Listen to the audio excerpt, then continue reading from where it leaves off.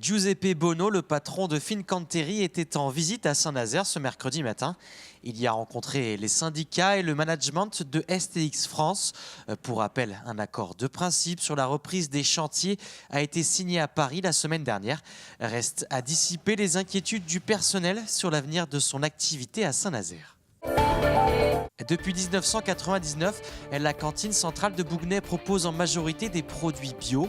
La ville va encore plus loin aujourd'hui avec une démarche de circuit court et local. Claire Villalon. Du bio, du local et même du sans viande.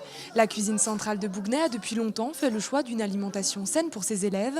3 fois par an, les enfants ont même le droit à un repas exclusivement végétarien. Le projet principal, c'est que toutes ces expérimentations nous permettent d'avoir un cahier des charges sur nos appels d'offres en fourniture de produits alimentaires qui soit dans l'esprit de ce que nous souhaitons, c'est-à-dire du bio, des circuits courts.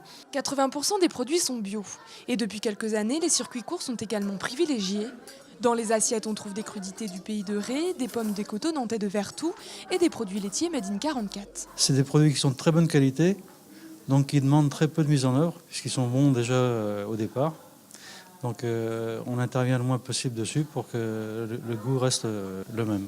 De 3 à 12 ans, les 1800 élèves de la commune de Bougnay bénéficient donc d'une nourriture saine et équilibrée pour le plus grand plaisir de leur papille. Je trouve que la cantine elle est bien, elle est assez équilibrée.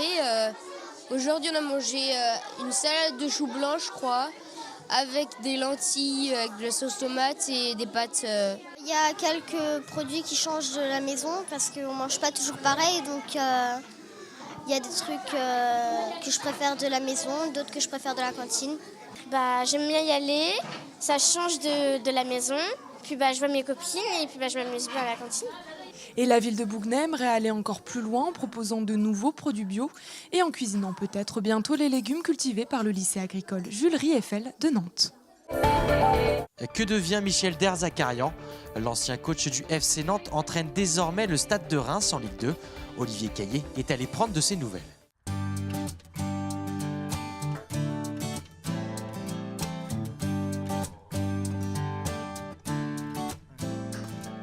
Depuis juillet dernier, Michel Derzakarian a apprivoisé son nouvel environnement. Après 4 saisons passées au FC Nantes, c'est au Stade de Reims qu'il a posé ses valises l'été dernier, avec en poche un contrat de 2 ans. Je pense qu'il me fallait faire un nouveau challenge dans un nouveau club.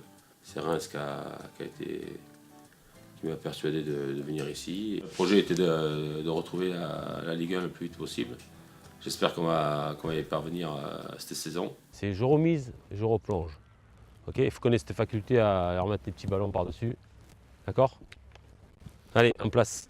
Un projet taillé sur mesure pour celui qui a réussi l'exploit de 2 montées avec le FC Nantes. Mais en Champagne, c'est avec un nouveau staff qu'il s'est lancé dans l'aventure.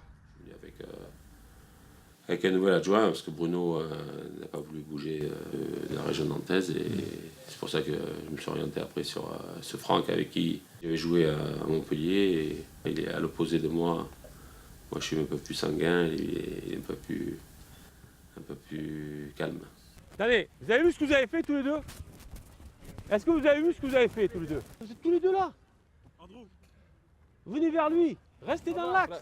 Et si les méthodes et les ingrédients sont les mêmes sur le terrain que lors de ces années nantaises, il manque un argument de poids pour une réussite totale. C'est une ville de foot, mais qui s'est un peu endormie. Et même s'il y a beaucoup de bulles ici, ça manque de pétillant un peu dans les tribunes. Ouais.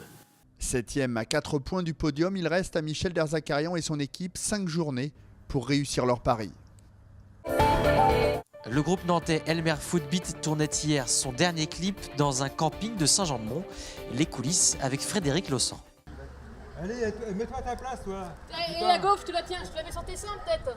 Le tournage du clip est une histoire de retrouvailles entre les Elmer Footbeat et le réalisateur Joe Pinto-Maya. Dans les années 80 et 90, il avait déjà mis en image plusieurs chansons du groupe nantais. 25 ans après, les voici réunis dans ce camping de Saint-Jean-de-Mont pour Martine à la plage. On a fait 5 clips déjà avec lui. Et on sait qu'il sait nous mettre à notre avantage. Il nous met en valeur, vous voyez ce que je veux dire? Donc comme il aime beaucoup la rigolade, il aime beaucoup quand c'est coloré, animé, loufoque. Et donc ça nous va très bien, forcément. C'est carte blanche, ça a toujours été un peu carte blanche en fait. même s'ils ont un peu souffert d'avoir été un peu trop déguisés avec moi. C'est vrai que je les ai déguisés tour à tour dans les clips en pom-pom girl, en cow-boy, en indien, en homme préhistorique. Mais je me rappelle que sur les précédents clips, je m'embêtais à faire des storyboards, des trucs hyper complexes pour la maison de disques. Ils avaient confiance, ils ne lisaient même pas dans l'avion, donc ils aimaient bien le côté un peu surprise, quoi. Est-ce que ça te va? Ouais. Bon bah c'est cool. À la suivante. Et puis c'est une constante chez les Elmer, ils aiment toujours autant les filles, surtout en maillot de bain. C'est toujours la déconnade avec eux, ils s'arrêtent jamais. C'est toujours un bon moment et on voit pas la journée passer.